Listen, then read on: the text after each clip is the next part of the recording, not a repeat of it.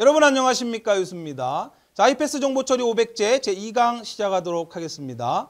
어떻습니까? 1강 함께 하셨는데 아직은 할만하시죠? 자, 물론 어렵다고 생각하실 수도 있어요. 모든 학문이 그러하듯이 처음 시작하는 단계에서는 용어 때문에 어렵게 느껴지는 겁니다. 자, 특히 비전공자 여러분들은 태어나서 처음 들어보는 생소한 용어들, 마치 외계어와 같은 용어들이 많이 등장합니다. 자, 그렇다 보니까 초반부에 조금 힘들어 하시는 경우가 있는데 걱정하실 필요 없어요. 제가 앞으로 수업을 진행하면서 계속적으로 여러분들에게 반복 학습을 시켜드릴 겁니다. 자, 자연스럽게 익숙해질 용어니까 너무 스트레스 받지 마시고요. 자, 우리 기왕에 공부하는 거 즐거운 마음으로 공부하자고요. 여러분들 정보처리 기사산업기사 한 방에 합격하겠다라는 굳은 다짐으로 시작을 하셨을 겁니다. 우리 기왕 할 거 즐거운 마음으로 즐기면서 공부하자고요. 자, 그러면 이번 시간 2강 보조기억장치 본격적으로 시작해 보도록 하겠습니다. 자, 이번 시간에 학습할 내용은 보조기억장치의 특징, 자, 그리고 자기 테이프와 자기 디스크에 대해서 이번 시간 함께 학습해 보도록 하겠습니다. 자, 우리 1강에서 중앙처리장치 CPU와 주기억장치 함께 정리했습니다. 자, 이번 시간에는 보조기억장치를 함께 정리해 볼 건데, 자, 본격적으로 시작하기 전에 우리 1강에서 공부했던 주기억장치를 빠른 속도로 복습해보고, 자, 그리고 시작해 보도록 할게요. 전체적인 흐름을 이해하시는 게 중요합니다. 컴퓨터는 과학입니다. 무작정 암기하시기보다는 자, 전체적인 흐름을 이해하신 상태에서 세부적인 내용들 좀 암기하셔야 돼요. 지금부터 제가 빠른 속도로 마치 악장수처럼 떠들어 볼 겁니다. 자, 제가 열심히 정리하는 동안 여러분들도 머릿속으로 전체적 내용들을 한번 정리해 보시는 거예요. 자, 그러면 시작해 보도록 하겠습니다. 준비되셨습니까? 자, 컴퓨터 시스템의 기억장치는 크게 주기억장치와 보조기억장치로 구분한다. 자, 주기억장치는 고속의 반도체 메모리예요. 자, CPU가 직접 접근해서 필요한 명령이나 데이터를 가져가서 처리할 수 있도록 하는 빠른 고속의 기억장치죠. 자, 이에 반해서 보조기억장치는 속도가 느리기 때문에 CPU가 직접 접근하지 못합니다. 보조기억장치에 설치되어 있던 프로그램이나 데이터는 주기억장치로 옮기고 CPU는 주기억장치로 접근해서 필요한 명령이나 데이터를 가져가서 처리하게 된다. 됐죠? 자, 그러나 이제 주기억장치는 용량이 작죠. 보조기억장치는 대용량의 기억장치라고 하는 걸 우리 공부했어요.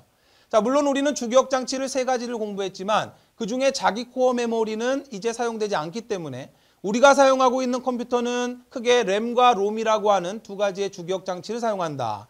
자, 램과 롬은 서로 다른 특징을 가지고 있다 그랬어요. 자, 일단 램은 읽고 쓰기가 모두 가능하죠. 이에 반해서 롬은 read only 메모리입니다. 오직 읽기밖에 못해요. 자, 읽기밖에 못한다는 이야기는 수정할 수 없고 삭제할 수 없죠. 저장된 명령이나 데이터를 읽어갈 수만 있다는 소리예요. 램은 휘발성 메모리입니다. 전기를 끊으면 내용이 다 날아가요. 내 머릿속에 지우개. 기억나시죠? 자, 이에 반해서 롬은 비휘발성 메모리입니다. 저장된 내용이 지워지지 않는다라 그랬어요. 자, 저장된 내용이 지워지지 않기 때문에 그 시스템을 돌려주는 중요한 시스템 프로그램이 롬에 저장된다. 자, 그러한 프로그램은 대표적으로 입출력 장치와 관련된 베이직 인풋 아웃풋 시스템, 바이오스 정보, 그 다음 자체 진단을 수행하는 파워 온 셀프 테스트, 포스트 프로그램, 자, 또는 전체적인 시스템을 감시하는 모니터 프로그램이 롬에 저장되어 있다. 자, 이러한 프로그램은 중요하기 때문에 삭제되면 안 되기 때문에 비휘발성 메모리 롬에 저장되어 있는 거고요. 자, 램은 우리 사용자가 지금 실행하고 있는 프로그램이 램으로 읽혀지고요. 자, 우리가 입력한 데이터가 램으로 저장된다. 자, 따라서 휘발성이기 때문에 반드시 컴퓨터를 끄기 전에는 우리가 입력한 데이터를 저장을 해야 된다라고 말씀드렸죠. 오케이? 자, 램에는 2가지 종류가 있다라고 말씀드렸습니다. SRAM과 DRAM이 있다 그랬어요. 자, 이것을 특징으로 연상해서 암기를 하셔야 된다 그랬죠. 자, SRAM과 DRAM의 특징을 묻는 문제가 시험 문제에 잘 나옵니다. 자, 일단 D램은 콘덴서를 이용한다 그랬죠. 자, 콘덴서는 배터리라 그랬어요. 자, 따라서 배터리의 원리를 이용한다. 자, 배터리는 방전되면 재충전을 해야 된다. 자, 따라서 D램은 재충전이 필요하기 때문에 속도가 빠르다, 느리다. 그렇죠, 느리죠. 속도가 느리죠. 대신에 집적도가 높아요. 집적도가 높다는 이야기는 용량이 크다는 이야기죠. SRAM에 비해서 D램이 용량이 큽니다. 대신 소비 전력은 D램이 더 적게 먹어요. SRAM이 소비 전력이 높습니다. 기억나시죠? 자, 우리가 사용하고 있는 일반적인 주기억장치는 D램을 이야기하는 거예요. 오케이? 자, 이에 반해서 SRAM은 플립플롭 회로로 구성된다라고 말씀드렸죠. 자, 따라서 재충전이 필요 없어요. 배터리가 아니기 때문에 재충전이 필요 없다. 따라서 속도가 빠르다라고 말씀드렸죠. 자, D램보다 S램이 속도가 빠르기 때문에 물론 S램이라고 하면 스태틱 램의 약자지만 스피드램으로 암기하시라 그랬어요. 자, 따라서 D램보다 S램이 속도가 빠르다.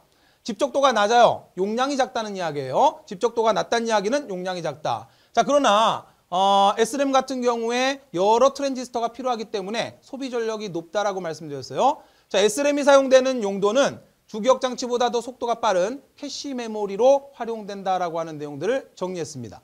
기억나십니까? 오케이, 끝났어요. 자, 롬은 4가지 정리했습니다. 한번 저장하면 지울 수 없는, 이미 프로그램이 다 저장돼서 나오는 형태를 마스크롬. 빈 공백 상태로 나와서 사용자가 한 번 저장할 수 있는 형태는 P롬. 마음대로 썼다 지웠다 할 수 있는 형태는 EP롬과 EP롬이 있죠. 단지 방식이 다르다라 했어요. 자, EP롬은 자외선을 이용한다. 울트라빔. 그래서 UV EP롬이라고 하고요. 자, 이 EP롬은 자, 전기입니다. 전기, 일렉트릭. 자, 따라서 전기 신호를 이용해서 이레이저블, 지울 수도 있고 프로그래머블, 프로그램할 수 있는 형태의 롬이다. 그래서 전기를 이용해서 마음대로 썼다 지웠다 할 수 있는 형태의 메모리. 자, 이러한 EEP롬이 이제 발전돼서 우리가 보조기억 장치로 활용하고 있는 플래시 메모리도 만들어진 겁니다. 오케이? 끝났어요. 어떻습니까? 자, 우리 1강에서 이런 내용을 정리했어요. 제가 막 떠드는 동안 그 녀석 잘 떠드네 하신 게 아니라 여러분들도 머릿속으로 끄떡끄떡 하면서 정리하셨죠. 오케이? 자, 이번 시간에 우리 보조기억 장치 정리할 건데, 자, 보조기억 장치는 크게 접근 방식에 따라서 2가지로 구분을 해요. 자, 어떻게 데이터를 읽어오느냐에 따라서 DASD 방식과 SASD. 자, 또 생소한 용어 나왔습니다. 자, DASD라고 하면 이때 D는 다이렉트의 약자예요. 다이렉트. 직접 접근한다는 이야기고, SASD는 이때 S는 시퀀셜의 약자예요. 다시 말하면 순서대로, 순차대로 접근한다는 거예요. 그러니까 무슨 이야기냐면 원하는 데이터를 읽어드릴 때 내가 원하는 곳으로 바로 이동할 수 있느냐, 아니면 순서대로 그냥 다 읽어드려야 되느냐, 뭐가 좋겠어요?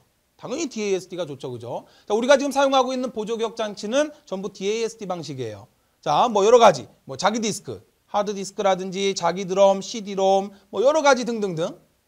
자, 그러면 이거 외울까요? 외울 게 아니죠. 시험 문제 나오는 건 요게 나와요. 특이하니까.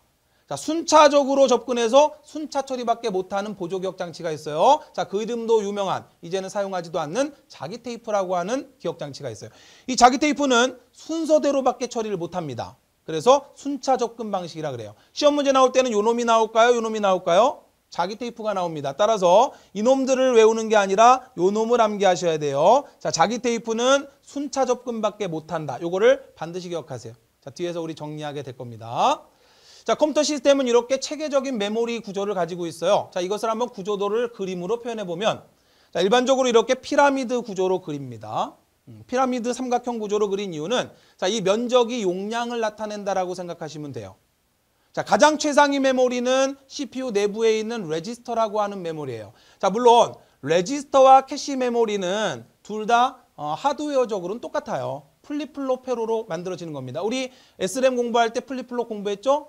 자, S램이 캐시 메모리를 구성한다라 그랬잖아요. 그죠? 그러니까 이 플립플롭 회로라고 하는 거 뒤에서 공부할 건데, 레지스터도 플립플롭 회로로 구성되고요. 자, 캐시 기억 장치도 플립플롭 회로로 구성돼요. 따라서 하드웨어적으로는 같은 건데 어떤 용도로 사용되느냐에 따라서 레지스터와 캐시 기억 장치로 구분을 합니다. 자, 어찌됐거나 자, 레지스터는 CPU 내부에 있는 가장 빠른 고속의 메모리예요.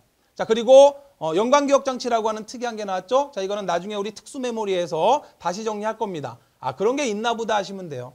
자, 연관 기억 장치인데 여러분들 그 유사한 문제 보시면은 영어로 시험 문제 나왔을 거예요. 어소시에이티브 메모리라고 합니다. 또 생소한 용어 나왔죠, 그죠? 연관 메모리는 캐시 메모리를 활용할 때, 자, 주소값이 아니라 내용으로 빠르게 찾는 방식을 말해요. 이거는 뒤에서 자세히 정리할 겁니다. 그냥 지금은 그런 게 있나 보다 하시면 돼요. 자, 우리 이전에 공부했듯이 CPU에 있는 레지스터가 최상위 메모리고요. 자, 그 다음에 캐시 기억 장치라고 하는 게 있어요. 캐시 메모리는 빠른 S램으로 구성되어 있기 때문에 D램보다 속도가 빠르다 그랬죠, 그죠? 자, 우리가 이야기하는 일반적인 주기억 장치는 다이나믹 램, D램이라 그랬어요. 자, 이놈은 재충전을 하기 때문에 S램보다 속도가 느리죠. 재충전하는 동안 데이터 못 보낸단 말이에요. 이해되셨죠? 우리 재충전하는 동안 스마트폰 못 쓰듯이. 따라서 S램이 더 빠르죠. 그러니까 캐시 기억 장치가 더 빠른 거예요. 이 캐시 기억 장치의 위치를 꼭 기억하셔야 됩니다. 시험 문제 너무너무 잘 나와요. 울트라 캡숑 중요한 겁니다. 다시 말하면 주기억 장치에서 레지스터로 데이터를 가져갈 수도 있지만 CPU로. 근데 문제는 뭐냐면 얘가 재충전하잖아요. 재충전하는 동안 데이터를 안 보냅니다. 그러면 CPU가 아무리 빨라봤자 데이터가 들어와야 연산을 할 거 아닙니까? 근데 이놈이 재충전한다고 안 보내요. 그래서 자, 빠른 캐시 기억 장치를 만든 거죠. 자, 재충전하지 않는 SRAM을 만들어서 자, 여기서 급한 건 여기다 갖다 놓고 여기에서 CPU가 빠르게 가져가면 된단 말이에요. 그럼 언제든지 캐시 기억 장치는 재충전을 안 하기 때문에 CPU 레지스터가 요청하는 데이터를 언제든지 보내줄 수 있어요. 그러니까 주기억 장치보다 훨씬 더 빠른 거죠. 자, 요 놈이 위치가 시험 문제 나와요. 중앙처리 장치, 레지스터라고 하면 CPU에 있는 메모리죠. 중앙처리 장치 CPU와 느린 주기억 장치 사이에서 완충 역할을 하는 메모리가 뭐냐? 시험 문제에 너무너무 잘 나와요. 자, 캐시 기억 장치는 나중에 우리 자세하게 정리를 할 겁니다. 일단 위치만 기억을 해두세요. 자, 연관 기억 장치는 아직 모르셔도 좋아요. 빠른 CPU와 상대적으로 CPU에 비해서 느린 주기억 장치 사이에서 완충 역할을 수행한다. 따라서 고속의 SRAM으로 구성되어 있다. 오케이? 됐어요. 자, 마지막 보조 기억 장치는 이제 가장 용량은 크지만 속도가 느리다라고 말씀드렸죠. 자, 따라서 이 면적이 용량을 나타낸다 생각하시면 되겠고요. 자, 아래쪽으로 내려갈수록 대용량이에요. 속도는 느립니다. 자, 당연히 가격은 저가겠죠. 자, 위로 올라갈수록 일단 소용량이에요. 대신에 고속입니다. 가격도 비싸겠죠. 자, 여러분 머릿속에 전체적으로 이 그림을 좀 그려 넣으셔야 돼요. 그리고 이제 우리 아래 유사 문제 보시면은 접근 속도가 빠른 것부터 느린 순서대로 나열해라. 뭐 이런 문제 있을 겁니다. 그때 주의하실 게 연관 기억 장치라고 하는 거 우리 아직 배우지 않았지만 이런 게 있나 보다 생각하시면 돼요. Associative Memory. 영어로 좀 외워두세요. 자, 이건 뒤에서 자세히 정리할 겁니다. 자, 우리 이렇게 컴퓨터 시스템은 계층적인 메모리 구조를 가지고 있다라고 하는 거 꼭 기억을 해두시길 바래요. 오케이. 자, 그러면 이제 지금부터 본격적으로 보조 기억 장치에 대해서 하나하나 정리를 해보도록 하겠습니다. 자, 우리 사용하는 보조 기억 장치는 뭐 여러 가지가 있죠. 하드디스크라든지, 뭐 여러분들 CD롬이나 DVD롬 같은 거, 또 요즘에는 플래시 메모리, 뭐 CF 카드나 SD 카드, 여러분 D카에서 사용되는 메모리. 자, 이러한 플래시 메모리 많이 사용하고 있죠. 플래시 메모리도 보조 기억 장치입니다. 램과 롬을 제외하면 다 보조 기억 장치예요. 아셨죠? CD롬 보조 기억 장치입니다. 롬인데 왜 보조예요? 아닙니다. 롬의 특징을 가지고 있다. 무슨 특징이에요? 읽기만 가능하다는, 내가 삭제할 수 없다는 그런 롬의 특징을 갖고 있다는 것뿐이지 CD롬은 보조 기억 장치예요. 아시겠죠? 따라서 램과 롬을 제외한 모든 기억 장치는 보조 기억 장치다라고 생각하시면 돼요. 자, 그러면 결국 컴퓨터에서 기억을 시킨다라고 하는 것은, 자, 이전 1강에서 제가 설명드렸어요. 컴퓨터 시스템은 오직 5V의 높은 전압의 전기와 1.5V의 낮은 전압의 전기밖에 구분을 못한다. 그래서 이제 이것을 우리는 이진수로 1에 대응시키고, 자, 1.5V를 0에 대응시켜서, 자, 이것을 뭐라 그랬어요? 그 이름도 유명한 비트다. 이전 시간에 공부했죠.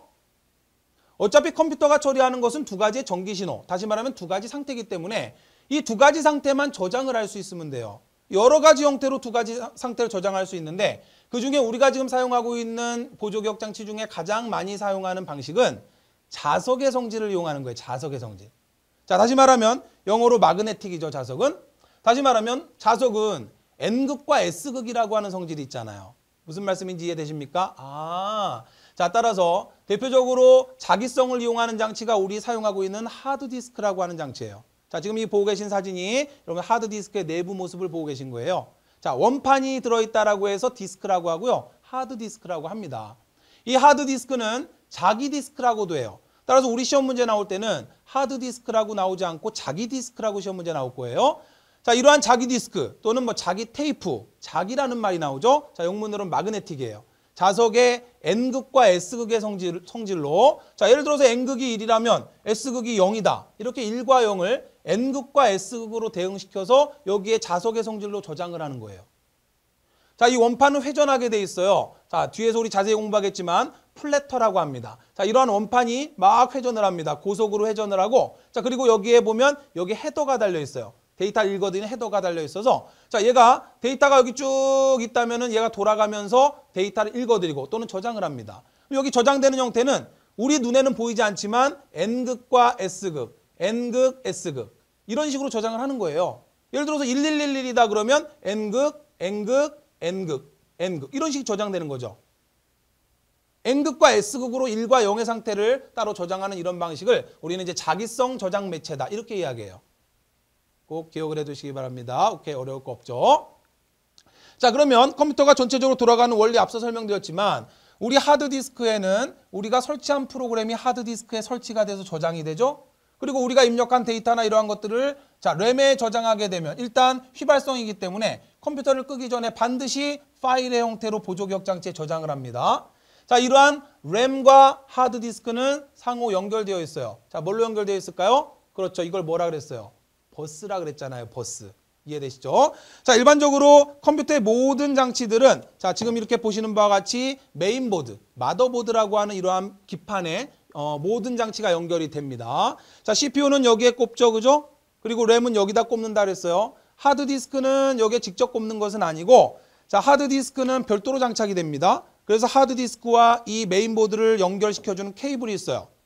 자, 물론 과거에는 IDE 방식이라고 해서 이렇게 굵은 케이블을 썼는데 자, 요즘은 SATA 방식이라고 해서 가는 케이블을 씁니다. 자, 그러면 이 케이블을 가지고 이쪽으로 연결하고 다른 한쪽을 이 하드디스크 쪽으로 연결하는 거예요. 그러면 이 하드디스크에서 읽어드린 데이터나 정보가 어디로 가요? 그렇죠. 이쪽으로 꽂게 되는 램으로 익혀지게 되는 거죠. 그러면 이 램에 있는 정보를 또다시 누가 가져갑니까? CPU가 가져가게 되는 거죠. 자, 이러한 체계적으로 연결이 되어 있고 바로 이러한 연결을 담당하는 메인보드 뒤편을 보시면 수없이 많은 전선들로 연결되어 있다. 이걸 버스라고 한다라 그랬어요.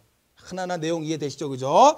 자, 오케이. 자, 이걸 그림으로 그려보면 이렇게 되는 겁니다. 자, 하드디스크와 램이 서로 연결되어 있는데 전선 한 가닥이 아니라 여러 가닥으로 연결되어 있죠. 각각 전기 신호가 갑니다. 그러면 왜 버스라 그럴까요? 우리 버스 혼자 타는 거 아니잖아요. 여럿이 타고 가죠. 그래서 여러 데이터가 동시에 날아간다는 의미로 버스라는 의미를 쓰고 있는 거예요. 말 그대로 여기로 5V 전기 흘려보내면 1이 되는 거고 1, 0, 1, 1, 0, 1, 1 이런 식으로 여러 데이터가 함께 간단 말이죠. 자, 우리가 사용하고 있는 컴퓨터는 보통 32비트의 데이터가 함께 이동을 합니다.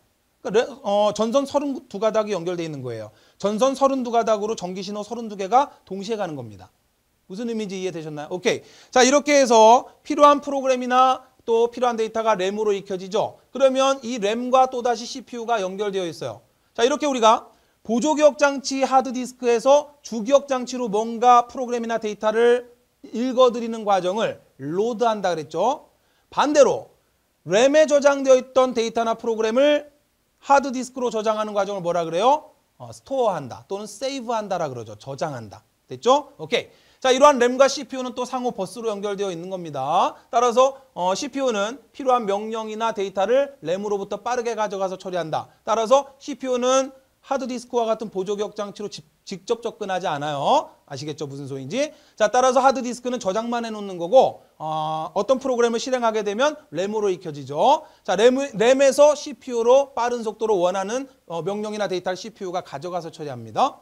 문제는 앞서 말씀드렸듯이 이러한 램은 D램으로 구성되어 있기 때문에 어때요? 재충전을 하죠? 그러다 보니까 CPU가 요청할 때마다 그때그때 바로바로 보내줄 수 없을 때가 있어요. 그러니까 속도가 늦다는 이야기죠. 자, 따라서 이러한 램과 중앙처리장치 CPU 사이에 뭘 만들었다? 캐시 메모리를 만들었다. 이해되셨나요? 자, 따라서 이 캐시 메모리는 S램으로 구성되어 있기 때문에 재충전을 하지 않으므로 빠르게 CPU가 원하는 걸 가져갈 수 있어요. 그러니까 주기억 장치에 있던 명령이나 데이터 중에서 CPU가 자주 사용하는 명령이나 데이터를 여기다 옮겨놓는 거예요. 여기다 옮겨놓으면 CPU는 램으로 가서 가져오는 게 아니라 캐시 메모리, 빠른 S램에서 원하는 명령들을 가져가게 된다. 이런 이야기입니다.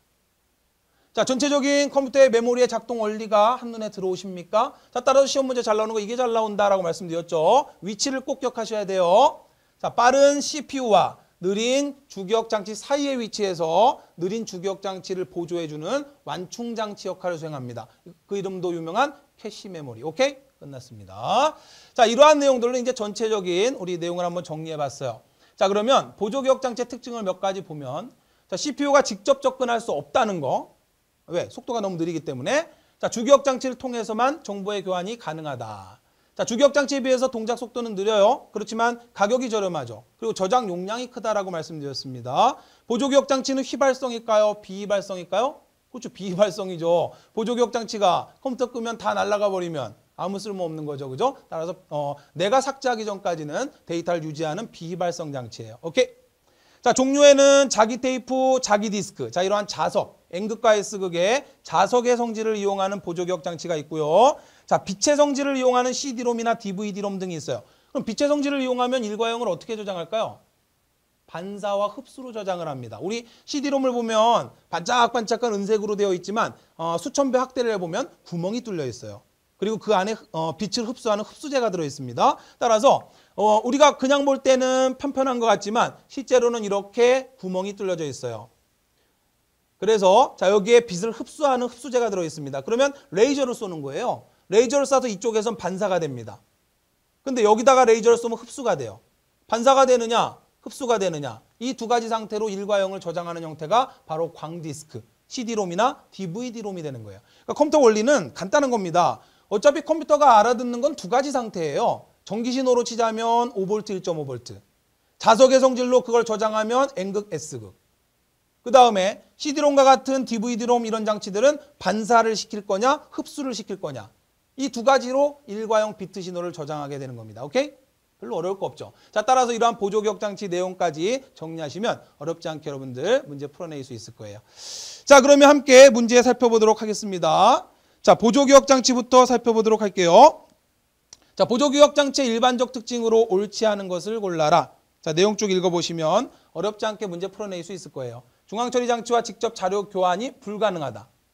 맞죠? 접근 시간이 크다. 접근 시간이 크다는 이야기는 빠르다는 거예요? 늦다는 거예요? 늦다는 거죠. 시간이 크다는 소리는. 자, 일반적으로 주기억 장치의 데이터를 저장할 때는 DMA 방식을 사용한다. 또 어려운 말 나왔습니다. DMA가 뭐야 도대체? 아직 몰라도 돼요. 뒤에서 공부할 겁니다. 자, CPU에 의한 기억 장치의 접근 빈도가 높다. 오케이, 4번이 틀렸죠. 보조기억 장치는 CPU가 직접 접근해서 사용할 수 없다라고 분명히 말씀드렸어요. 자, 오케이. 자, 그러면 보조기억 장치 자기 테이프부터 정리 시작해 보도록 하겠습니다. 자, 앞서 말씀드린 대로 자기 디스크와 자기 테이프는 자석의 성질, 즉 N극과 S극으로 컴퓨터의 두 가지 신호를 저장하는 그런 기억 장치예요. 그런데 우리는 하드디스크를 많이 사용하죠. 하드디스크는 자기 디스크입니다. 자, 자기 테이프는 특별한 경우를 제외하고는 이제 거의 사용되지 않는 기억 장치예요. 자, 그런데 시험 문제는 대빵 잘 나와요. 이런 품격 있는 강좌에 이런 용어를 쓰면 안 되는데 울트라 캡숑 잘 나옵니다. 그런데 출제되면 나오는 문제가 딱 정해져 있어요. 거저 주는 문제입니다. 반드시 맞추셔야 됩니다. 자기 테이프 기억 장치는 오직 순차 처리밖에 못한다. 순서대로만 접근할 수 있다. 이것을 이제 SASD 방식이다. 이렇게 이야기합니다. 자, 요거 하나만 딱 기억하시면 절대 틀릴 일이 없을 거예요. 자기 테이프는 이렇게 생겼습니다. 여러분들 보신 적 있나요? 과거에 극장에 가면 영사기가 이렇게 생겼을까? 근데 극장도 요즘에는 모두 디지털화 됐기 때문에 컴퓨터 박물관에 나가면 볼 수 있는 그러한 장비입니다. 자, 구조를 좀 보면 여기에 감는 틀이 있죠. 자, 이 감는 틀을 릴이라 그래요. 자, 이런 건 가끔 나온 적이 있어요. 과거에 릴. 낚시 좋아하시는 분들 왜 바다 낚시 하실 때 릴이라 그러잖아요. 똑같습니다. 감는 틀이에요. 그리고 여기에 헤더가 있어요. 헤더가 달려 있고 그러면 이 테이프가 이쪽으로 감기면서 자, 감기면서 이제 여기에 있는 N극과 S극 정보로 두 가지 신호를 읽어드리는 자, 이러한 기억 장치가 바로 자기 테이프예요. 일단 속도 빠를까요? 느릴까요? 그렇죠. 속도 느리겠죠. 여기에 있는 정보를 읽는다면 금방 지나가면 끝나니까 읽겠지만 감겨서 있는 이 안쪽에 여기에 있는 정보를 읽는다면 그러면 한참 감아야 되겠죠. 무슨 소리인지 이해되시나요? 자, 여기에 있는 정보 읽어드리기 위해서는 계속 감아야 된단 말이죠. 순서대로밖에 처리를 못하기 때문에. 따라서 속도가 굉장히 느리죠. 근데 용량은 의외로 커요.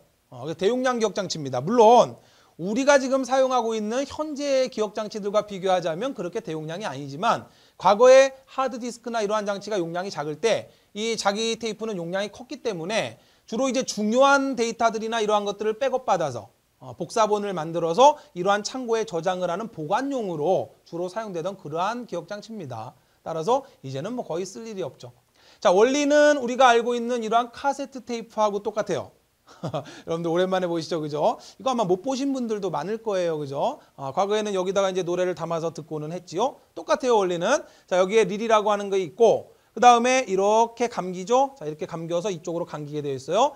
거꾸로 되어 있네요. 자, 헤더가 이렇게 있습니다. 그러면 헤더 쪽으로 쭉 지나가면서 이제 N극과 S극의 정보를 읽어드리죠. 자, 이러한 카세트 테이프와 원리는 똑같아요. 근데 앞서 말씀드렸지만 카세트 테이프는 아닙니다. 큰 릴로 구성되어 있어서 굉장히 대용량을 저장할 수 있다는 거 그런 정도만 기억하시면 돼요. 자, 이런 카세트 테이프 가만히 생각해 보세요. 기억을 되살려 보시면 노래 10곡이 저장되어 있다면 5번 곡을 바로 들을 수 있나요? 못 듣죠. 빨리 감기를 하든지 아니면 1번, 2번, 3번, 4번 곡을 다 들어야 5번 곡을 들을 수 있었잖아요. 이렇게 순서대로만 처리할 수밖에 없는 이러한 형태의 접근 형태를 시퀀셜 액세스라 그래요. 자, 용어가 좀 생소한 용어가 나왔죠? 순차적으로 접근한다는 소리예요. 순차 접근. 이해되셨죠? 자, 이에 반해서 현재 많이 사용하고 있는 음악 CD를 생각해 보시면 언제든지 내가 원하는 노래로 바로 이동할 수 있죠? 자, 5번 곡 듣다가 10번 곡 듣다가 1번 곡 듣다가 버튼만 누르면 원하는 형태로 바로바로 이동이 가능합니다. 내가 접근하고자 하는 곳으로 바로 접근할 수 있는 이러한 형태를 뭐라고 한다? 다이렉트 액세스라 그래요. 근데 다이렉트 액세스, 직접 접근이라고도 하고 또 다른 용어로 랜덤 액세스라고도 합니다. 임의 접근이라 그래요. 직접 접근과 임의 접근은 엄밀히 따지고 들어가면 약간 의미가 달라요. 그런데 우리 정보처리 기사산업기사에서는 구분하지 않습니다. 자, 직접 접근 또는 임의 접근, 랜덤 액세스라고 하면 내가 접근하고자 하는 곳으로 바로 접근할 수 있을 때 다이렉트 액세스 또는 랜덤 액세스라 그래요. 오케이? 됐습니다. 그러면 얘가 시험 문제 나오는 게 아니라 시험 문제는 얘가 나오는 거죠. 순차 접근만 가능한 기억장치가 뭐냐? 그러면 자기 테이프. 다이렉트 액세스 또는 랜덤 액세스가 불가능한 기억장치가 뭐냐? 그러면 자기 테이프. 이해되셨죠? 문제 정해져 있는 겁니다. 잘 나와요. 반드시 맞추셔야 됩니다. 자, 이러한 순차 접근 방식으로 접근하는 이러한 기억장치들을 이제 SASD다 이렇게 이야기해요. 또 생소한 용어 나왔죠? 아무것도 아닙니다. 자, 이때 S는 자 여기 나왔던 시퀀셜의 약자예요. 순차적으로 액세스, 접근하는 스토리지 디바이스. 자, 스토리지 디바이스라고 하면 뭐예요? 저장 장치라는 소리잖아요. 순차적으로 접근하는 저장 장치 이 소리예요. SASD 기억해 두시고요. 자, 이러한 방식을 뭐라고 한다? DASD 장비다. 이렇게 이야기하죠. 자, 다시 말하면 다이렉트 액세스, 직접 접근하는 스토리지 디바이스, 저장 장치. 됐죠? 어려울 거 없죠? 자, 이런 용어만 조금 암기해 주시면 되는 겁니다. 끝났어요. 자, 자기 테이프는 정리하자면 자, 처음부터 순서대로 접근하는 순차 접근. 그래서 시퀀셜 밑줄 치시고요. 자, 시퀀셜 액세스만 가능하며 주소의 개념을 사용하지 않는 기억장치. 당연히 주소가 필요 없죠. 순서대로 읽어드리는데 무슨 주소가 필요했어요? 바로 가지를 못하는데. 원하는 곳으로 바로 갈 때 주소가 필요한 거지 얘는 순서대로 읽어드려야 되기 때문에 주소는 아무런 의미가 없습니다. 이해되셨죠? 오케이. 자, 입력장치인 동시에 출력장치로도 사용된다. 이게 무슨 이야기냐면 요거 꼭 기억을 좀 하셔야 되는데 물론 우리가 지금 공부하고 있는 기억장치는 보조기억장치입니다. 컴퓨터에는 입력장치도 있고 출력장치도 있고 주기억장치, 보조기억장치도 있죠. 그런데 우리가 일반적으로 보조기억장치를 이야기할 때 넓은 의미로 보면 입출력장치라고 할 수 있는 거예요. 우리가 넓은 의미의 입출력의 개념은 어떻게 되는 거냐면 주기억장치 램이 있죠. 자, 이 주기억장치 램으로 어떠한 프로그램이나 데이터가 저장된다 그랬죠. 그러면 자, 하드디스크와 같은 보조기억장치에 있던 프로그램이 램으로 읽혀지나 우리가 키보드로 입력한 데이터도 램으로 갑니다. 우리가 입력한 데이터가 램으로 들어가나 자, 이 개념은 똑같이 뭐로 보는 거예요? 들어갈 때 입력으로 보는 거예요. 인풋. 자, 그 다음 램에 입력된 데이터를 하드디스크에 저장하나 프린터나 모니터로 출력을 하나 램에서 나가죠. 램으로 들어가면 입력으로 보는 거고 주기억장치 램에서 나가면 출력으로 보는 거예요. 따라서 넓은 의미의 입출력의 개념은 이러한 개념이기 때문에 자, 우리가 알고 있는 자기 테이프나 자기 디스크와 같은 이런 장치는 주기억장치로 데이터를 보낼 수도 있고 주기억장치에서 데이터를 출력받을 수도 있죠. 따라서 넓은 의미의 입출력장치다 이렇게 이야기하는 거예요. 이해되셨죠? 자, 왜 이거 보조기억장치인데 왜 입출력장치냐? 입출력장치라고 말해도 되는 겁니다. 무슨 소리인지 아시겠죠? 오케이, 됐습니다. 자, 대량의 자료를 장시간 보관하는 데 과거에 주로 사용됐지만 자, 이제는 역사 속으로 사라진 우리가 많이 쓰고 있는 하드디스크도 이제 역사 속으로 사라질 날이 얼마 남지 않았습니다. 그죠? 자, 따라서 이러한 자기 테이프 장치가 있다더라. 머릿속에 꼭 넣어두세요. 순서대로만 접근할 수 있는 순차 접근 기억장치라는 거. 요거 하나만 딱 기억하시면 됩니다. 오케이? 자, 그러면 문제 함께 풀어보도록 하겠습니다. 문제 12번입니다. 순차적으로만 자료를 처리할 수 있으며 주소가 없는 기억장치는 자, 정답 1번 마그네틱 테이프. 어렵지 않게 골라낼 수 있을 거예요. 자, 유사 문제 여러 문제 있는데 직접 풀어보시고요. 자, 5번 문제 함께 살펴보도록 하겠습니다. 자, 마그네틱 테이프와 관계가 없는 것은 자, 이 문제는 보기 1, 2, 3, 4번에 생소한 용어들이 또 등장합니다. 자, 1번 액세스암, 2번 마그네틱 헤드, 3번 페리티빗, 4번 프로텍트링. 자, 우리 4번의 프로텍트 링이라 그러면 아까 우리가 공부했던 자기 테이프에서 릴을 생각하시면 돼요. 자, 우리 자기 테이프에서 테이프를 감아주는 이러한 틀이 있다라고 말씀드렸죠. 그죠? 자, 이 틀을 릴이라고도 하고 또는 프로텍트 링이라고 생각하시면 됩니다. 자, 여기 테이프가 감겨져 있고 이렇게 지나가면서 헤더 부분을 지나가죠. 자, 그러면 이 헤더라 그래요. 이 헤더가 N극과 S극의 자석의 성질을 읽어서 데이터를 읽어드리는 부분이죠. 자, 이 헤더 부분을 뭐라고 한 거예요? 마그네틱 헤드라 그랬죠. 그리고 자, 이 부분이 바로 릴 부분에 해당하는 거고요. 그런데 이제 이 문제는 3번이 함정이에요. 3번의 페리티 비트를 정답으로 고르기 쉬운데 물론 아직 우리는 페리티 비트가 뭔지 몰라요. 뒤에서 공부를 할 겁니다. 자, 그러나 이 문제 정답은 3번 페리티 비트가 아니고 정답은 1번의 엑세스암이 정답이에요. 자, 엑세스암이라 그러면 암은 팔 아닙니까? 자, 그러면 뭐냐면 자기 디스크와 관련된 용어인데 자기 디스크에도 헤더가 있어요. 자, 예를 들어서 이 주먹이 헤더라면 이 헤더를 지지하고 있는 지지대, 이것을 뭐라고 한다? 엑세스암이라고 합니다. 자기 테이프는 이게 없어요. 자기 디스크는 이렇게 왔다 갔다 하면서 헤더가 움직이면서 데이터를 읽기 때문에. 그런데 자기 테이프는 헤더가 고정되어 있고 테이프가 지나가면서 데이터를 읽기 때문에 별도의 엑세스암이 없습니다. 따라서 이 문제는 굳이 뭐 프로텍트 링이라든지 또는 뭐 마그네틱 헤드 이런 용어 모르셔도 좋아요. 페리티 비트는 중요합니다. 그런데 우리 아직 공부 안 했죠? 뒤에서 자세히 공부할 거니까 걱정 마시고요. 단지 엑세스암이라고 하는 이 용어가 자기 디스크와 관련된 용어라고 하는 것만 하나 기억하시면 되는 거예요. 어렵지 않죠? 자, 여러분들 자기 테이프 관련된 유사 문제 많은데 문제를 쭉 보시면 문제는 거의 정해져 있죠? 순차 접근하는 기억 장치가 뭐냐? 직접 처리가 안 되는 게 뭐냐? 랜덤 액세스가 불가능한 장치가 뭐냐? 다 비슷한 문제니까 직접 풀어보시면 충분히 해결하실 수 있을 거예요. 자, 오케이. 넘어가도록 하겠습니다. 자, 그러면 자기 테이프와 관련된 용어 중에 블럭화라고 하는 용어가 있어요. 블러킹이라고도 하는데 자, 앞으로 이제 공부하시다 보면은 블럭이라고 하는 용어를 종종 들어보시게 될 겁니다. 자, 블럭이라고 하면 말 그대로 일정한 영역 또는 일정한 구역이라는 의미를 갖고 있죠. 자, 컴퓨터 시스템에서 블럭이라고 하면 하나의 단위인데 자, 밑에 적어두세요. 블럭이라고 하면 입출력의 기본 단위라고 해요. 입출력의 기본 단위. 더 정확히 말하면 보조기억 장치에서 주기억 장치 램으로 이동할 때 블럭이라고 하는 단위로 이동해요. 자, 하드디스크에서 주기억 장치 램으로 데이터가 이동할 때 계속 데이터를 보내는 게 아니라 블럭이라고 하는 단위로 끊어서 보냅니다. 자, 따라서 블럭이라고 하는 단위는 입출력의 기본 단위이다 이렇게 이야기하는 거예요. 자, 그런데 이 블럭이 입출력의 기본 단위가 된 데에는 지금 우리가 공부하고 있는 자기 테이프에서 유래를 한 거예요. 자, 그러면 지금부터 우리 짧은 영상 하나를 보실 건데 실제로 자기 테이프가 가동되는 영상을 보실 겁니다. 자세히 보시면 우리 과거에 음악을 듣던 카세트 테이프하고는 좀 달라요. 우리 카세트 테이프는 플레이 버튼을 누르면 종료 버튼을 누를 때까지 또는 테이프가 다 감길 때까지 계속 돌아가면서 음악이 재생되죠. 그런데 자기 테이프는 좀 달라요. 막 돌다가 갑자기 멈춥니다. 그리고 또 빠르게 막 돌다가 갑자기 멈춰요. 이렇게 돌다가 서다가를 반복합니다. 자, 블럭이라고 하는 단위는 이 자기 테이프가 막 돌아갈 때 입력이 되죠. 그리고 잠깐 멈춰요. 이렇게 구간 끊어서 입력을 하는 거죠. 이게 왜 그런 거냐면 간단한 원리예요. 컴퓨터로 보조기억 장치에 있던 데이터가 입력이 되면 컴퓨터는 그걸로 연산을 해야 되는데 계속 데이터만 입력하면 연산을 언제 하란 이야기예요.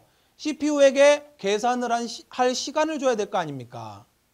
4 더하기 3 더하기 6 더하기 7 더하기 2 더하기 9 더하기 7 더하기 8 더하기 계속 입력만 시키면 나보고 언제 계산하라는 거야. 중간중간에 끊어줘야 될 거 아닙니까? 그렇죠? 그래서 블럭이라고 하는 단위로 입력을 하고 잠깐 멈춘 사이에 CPU는 입력받은 하나의 블럭의 데이터로 연산을 해요. 그리고 다음 블럭 쭉 입력하면 받아들이고 또다시 그 블럭의 값으로 연산을 하고. 이해되셨습니까? 아하. 자, 그래서 지금부터 영상 보시면 막 돌다 서다를 반복하는 자기 테이프를 보실 수 있을 거예요. 자, 그러면 영상 함께 보도록 하겠습니다.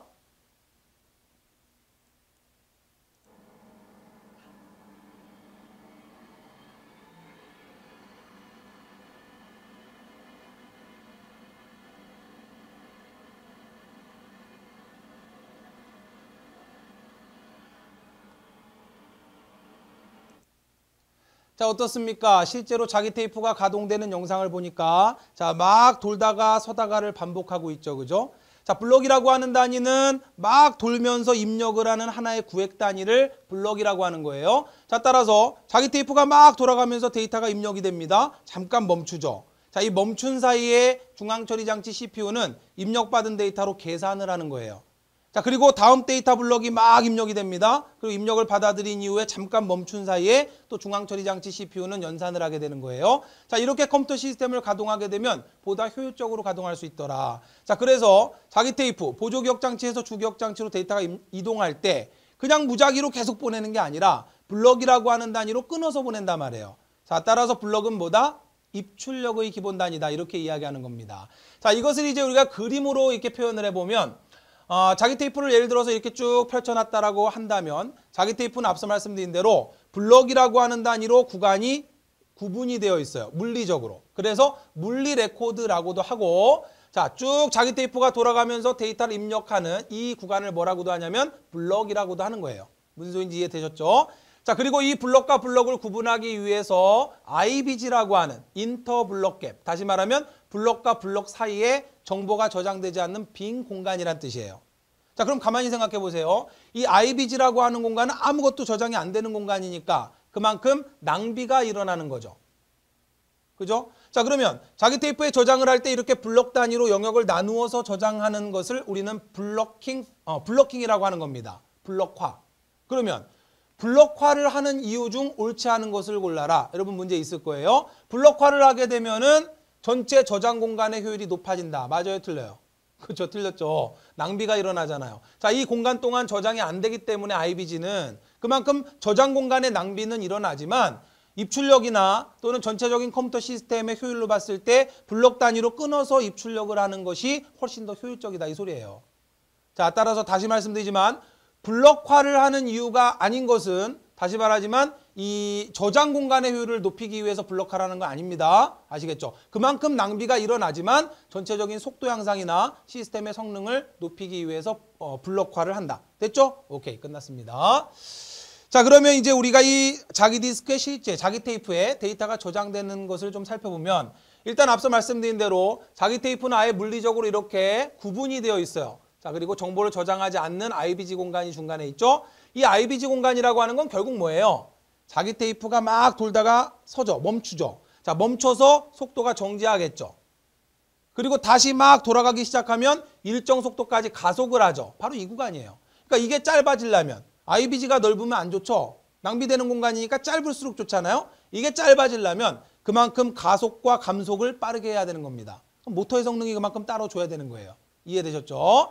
됐습니다. 자, 그러면 자기 테이프에 실제 이제 저장되는 모습을 좀 살펴보면 내가 이러한 데이터를 저장해서 처리하려고 합니다. 자, 지금 자기 테이프로 저장하려고 해요. 그러면 IBG 공간에는 저장될 수 없죠. 자, IBG 공간 다음에 여기서부터 이제 저장이 시작될 건데 자, 학번 020567번 김성모의 데이터를 쭉 저장했더니 자, 여기서부터 이만큼 저장이 되더란 이야기예요. 자, 그리고 이만큼에서 멈췄습니다. 저장이 끝났어요.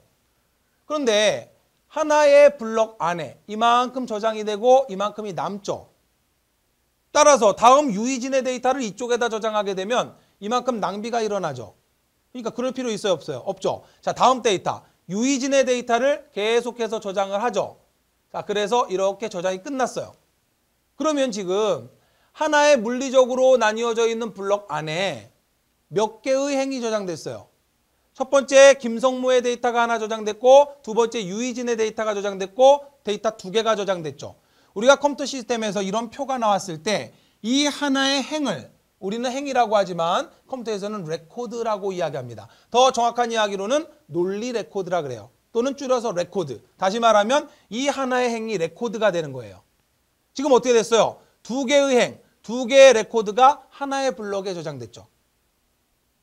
이해되셨습니까? 자, 그러면 우리 뒤에 문제 풀다 보면 블럭화 인수, 다시 말하면 블럭킹 팩터라고 하는 용어가 있어요. 블럭화 인수라고 하는 용어는 뭐냐면 하나의 블럭 안에 몇 개의 행이 저장됐느냐. 다시 말하면 하나의 블럭 안에 몇 개의 논리 레코드가 저장되었느냐. 이것을 블럭화 인수, 다른 말로 블럭킹 팩터라고 하는 거예요. 그러면 지금 이 경우에 블럭킹 팩터 얼마? 그렇죠. 너무 쉽잖아요. 2가 되는 거죠. 자, 여기에도 어때요? 하나의 물리적 레코드. 다시 말하면 물리적 레코드와 블럭은 같은 말이에요. 하나의 구간, 하나의 블럭 안에 자, 행이 2개가 입력됐죠. 레코드 2개가 입력됐어요. 자, 따라서 블럭화 인수는 2가 되는 겁니다. 하실 수 있겠죠, 그죠? 자, 따라서 이렇게 되는 거예요. 자, 지금 김성모와 유희진이라고 하는 데이터가 하나의 블럭 안으로 이렇게 들어갔어요. 그러니까 우리가 자기 테이프에서 그림으로 봤을 때는 이렇게 나뉘어져 있는 이 구간이 블럭이 되는 거고, 실제 저장된 데이터로 봤을 때는 2개의 행, 다시 말하면 2개의 레코드가 하나의 블럭에 저장됐단 말이죠. 자, 따라서 이게 하나의 블럭이 되는 거예요. 무슨 말씀인지 이해되셨죠, 그죠? 자, 따라서 이런 경우에 블러킹 팩터, 블럭화 인수는 2가 되는 겁니다. 됐나요? 자, 따라서 지금 여기에는 뭐 계산할 게 없지만 만약에 이 중간에 데이터가 뭐 국어, 영어, 수학 성적이 쭉 있다 그래봐요. 그러면 김성모 데이터와 유희진 데이터가 막 돌아가면서 입력이 됩니다. 그러면 컴퓨터는 잠깐 멈춘 이 IBG 공간 사이에 컴퓨터는 국영수 점수로 평균과 총점을 계산해요. 그죠? 그리고 나서 또 막 돌아가면서 김수희 데이터와 정성범 데이터를 막 입력합니다. 그리고 잠깐 멈춰요. 그 멈춘 사이에 이 두 사람의 국영수 점수로 총점과 평균을 계산하고 이런 식으로 돌아가는 거예요. 그러면 훨씬 더 효율적으로 컴퓨터 시스템을 가동할 수 있다는 것이 바로 블럭화의 원리입니다. 따라서 블럭이라고 하는 것은 컴퓨터에서 입출력의 기본 단위가 된다. 오케이? 됐어요. 오케이. 됐습니다. 자, 그러면 여러분들 이제 문제 푸시다 보면은 이런 내용들 나올 거예요. 자, 그런데 전혀 외우실 필요 없어요. 자, 일단 내용을 보면 비블럭화, 블럭화, 비블럭화, 블럭화. 비블럭화는 블럭으로 나누지 않는다는 거예요. 자기 테이프에 블럭으로 안 나누고 계속 저장한다는 겁니다. 블럭화는 조금 전에 우리 배웠듯이 일정 구간 단위로 나눠서 입력을 하자는 거예요. 그럼 뭐가 좋을까요? 그렇죠. 끊어서 입력하는 게 좋은 거예요. 블럭화가 좋은 겁니다. 비블럭화를 하게 되면은 연산할 시간을 안 주잖아요. 계속 입력하게 되면 언제 멈춥니까? 4 더하기 3 더하기 2 더하기 7 더하기 6 더하기 9 더하기 7 더하기 8 더하기 4 더하기 언제 계산하라고. 중간에 끊어줘야 될 거 아닙니까? 그죠? 자, 그래서 비블럭화는 좋지 않은 거예요. 따라서 우리 보통 데이터를 입출력할 때는 블럭화 시켜서 입출력하는 게 좋은 거기 때문에 이거 시험에 날 게 없어요. 자, 그 다음 고정 길이가 있고 가변 길이가 있어요. 고정 길이는 레코드의 길이가 일정하다는 이야기죠. 하나의 블럭 안에 저장된 레코드 길이가 일정합니다. 그러면 블러킹 팩터도 일정하겠죠. 이 블럭 안에도 레코드 길이가 일정하면 3개. 이 블럭 안에도 레코드 3개. 이 블럭 안에도 레코드 3개. 똑같이 들어갈 수 있죠. 그런데 가변 길이라면 레코드가 가변 길이면 이 블럭 안에는 레코드 2개 저장되고 이 블럭 안에는 5개 저장되고 좋을까요? 나쁠까요? 나쁘죠. 고정된 게 좋은 거예요. 따라서 자, 이거 다 여러분 암기하실 필요 없습니다. 문제 보세요. 뭐밖에 안 나와요? 그죠? 제가 빨간색으로 표시해드렸잖아요. 요 놈밖에 안 나와요. 왜? 실제 활용되는 게 요 놈이니까.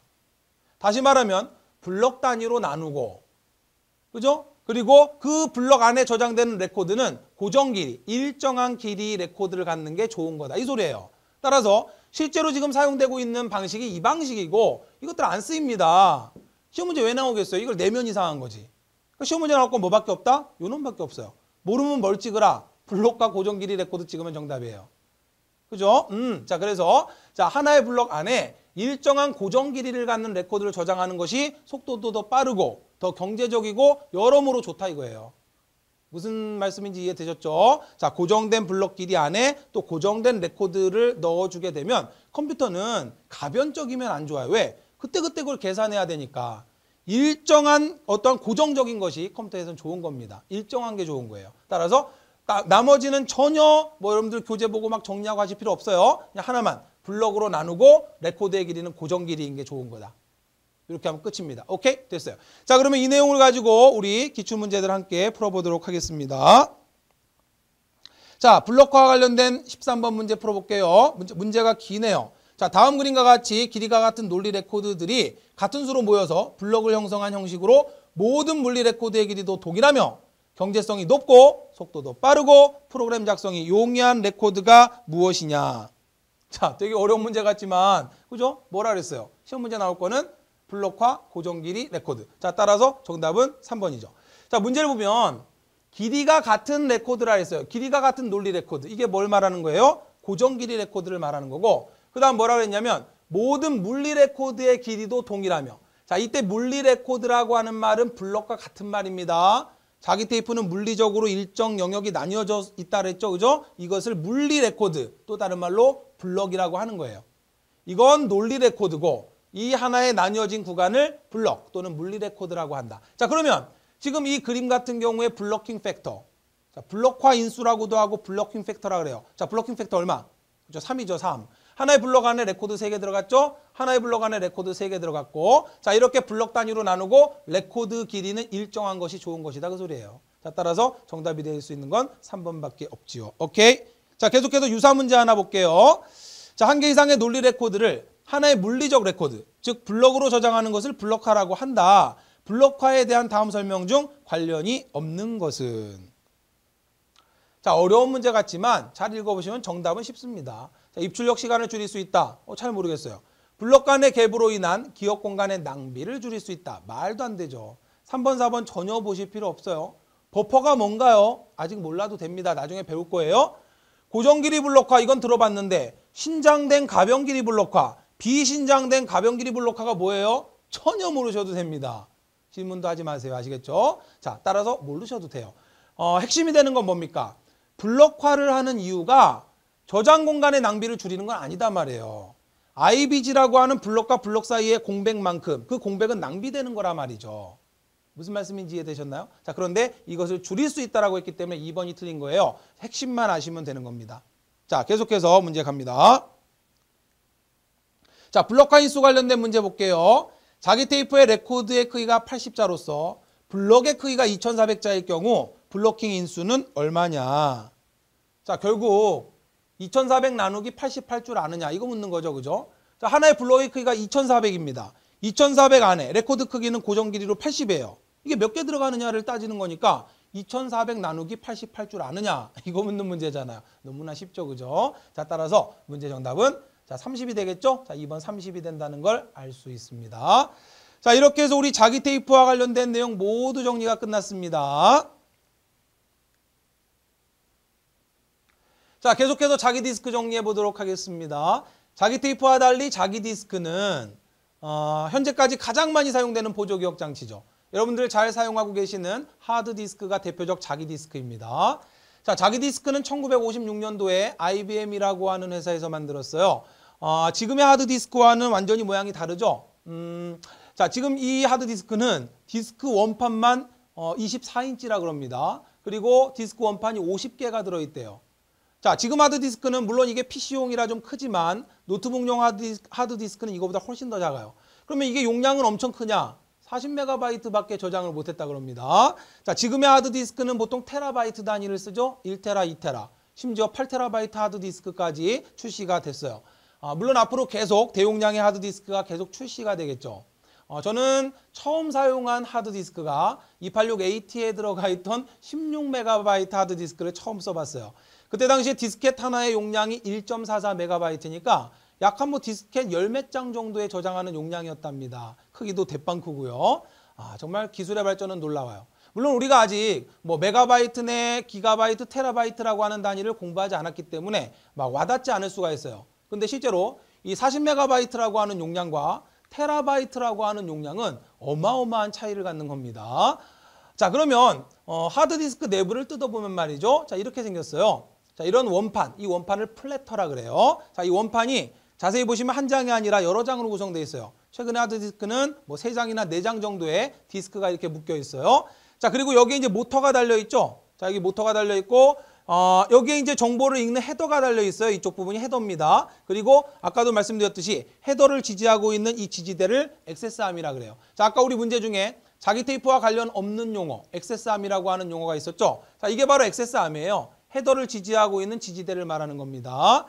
자, 이 하드디스크는 마지막까지 살아남은 컴퓨터 내부의 기계 장비예요.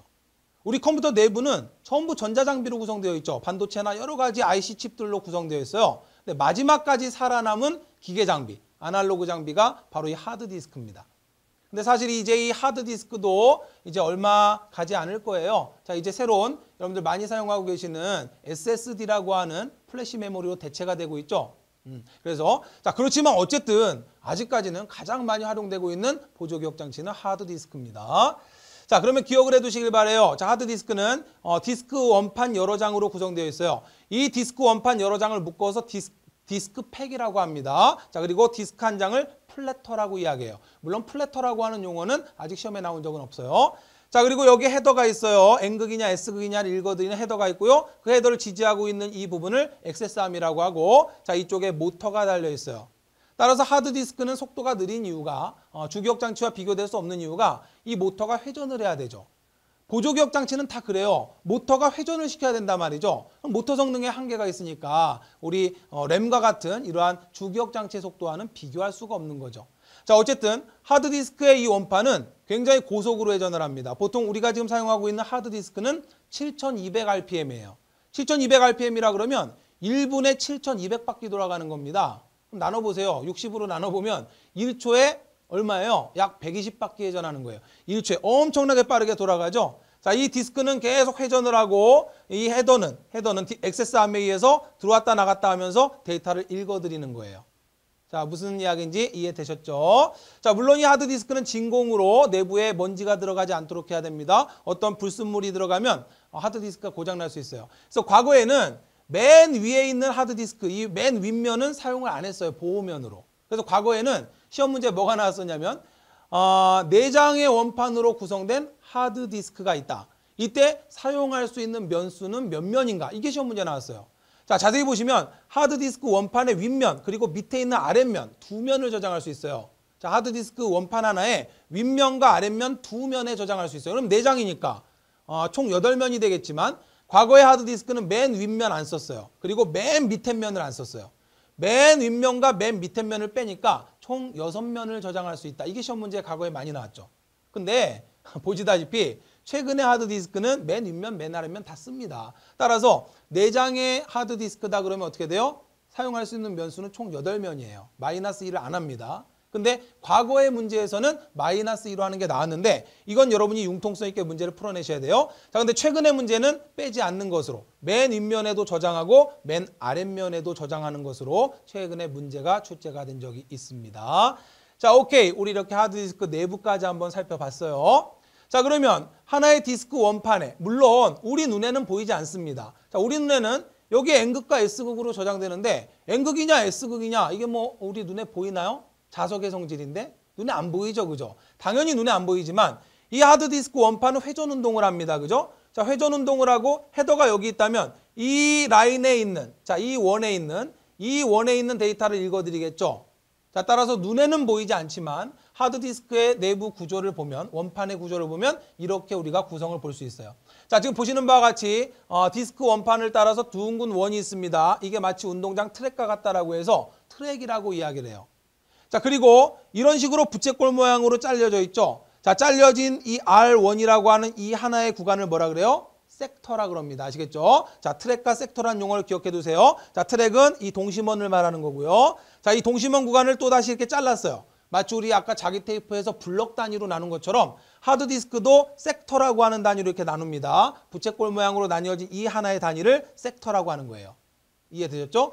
그 다음에 정보처리 기사에서는 시험 문제에 나오지 않지만 클러스터라고 하는 단위도 있어요. 클러스터라고 하는 단위는 이 섹터를 묶어서 하나의 클러스터라 그래요. 아까 우리 논리적 레코드를 묶어서 하나의 블럭을 구성하듯이 자, 이 섹터가 묶여서 하나의 클러스터를 구성합니다. 우리 하드디스크는 보통 클러스터의 크기가 4kB예요.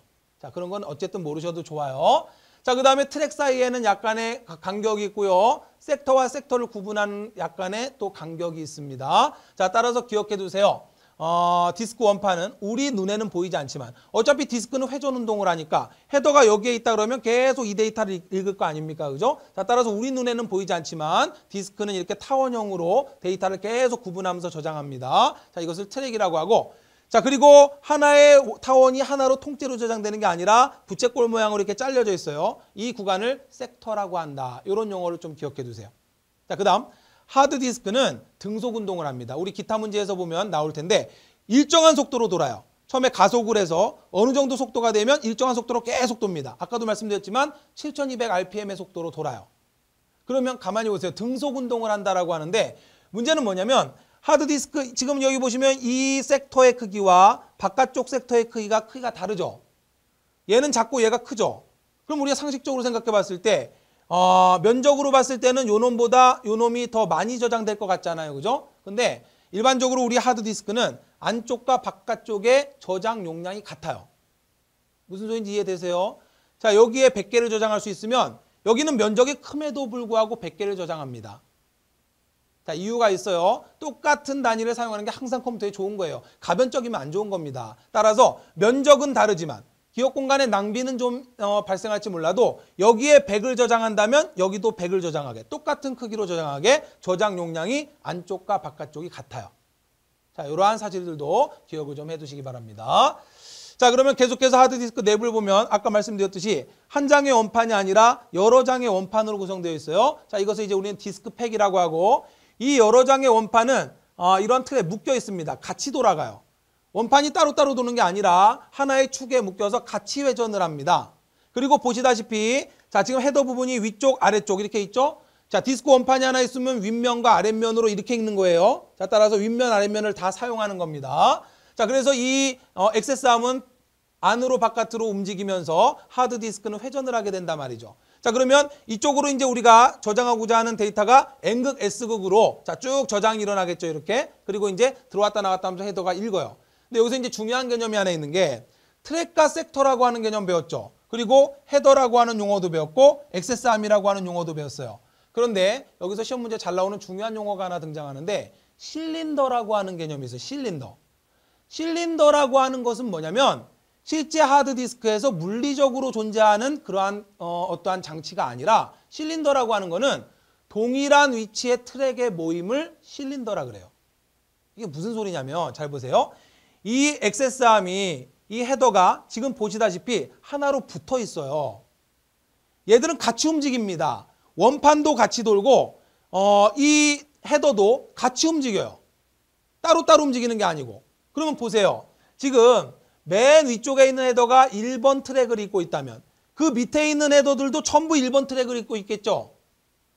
자, 지금 디스크 원판이 한 장이 아니니까 자, 만약에 4장의 원판이 있다면 윗면 아랫면 해갖고 총 8면을 사용할 수 있잖아요. 헤더가 8개가 있겠죠. 그러면 자, 1번 트랙의 맨 위에 헤더가 위치해 있다면 그 밑에 있는 모든 헤더들도 각 원판의 1번 트랙에 위치해 있을 거 아닙니까?